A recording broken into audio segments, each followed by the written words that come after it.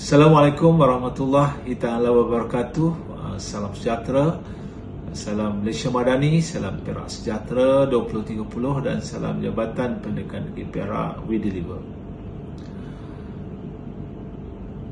Pada hari ini, atas kesempatan saya ingin mengucapkan selamat bersara kepada Cikgu Hadiana binti Ahmad Fauzi dan Cikgu Vanita Devi, anak perempuan Kanagasabapati daripada SK Taman Bersatu Simpang Pulai yang akan menamatkan perkhidmatan selaku penjaga awam dan akan bersara pada 1 Julai 2025. Saya mendoakan agar Cikgu Hadiana dan Cikgu Vanita Devi akan sentiasa beri rahmatnya, diberikan kesihatan yang baik dan dipermudahkan urusan di alam persaraan.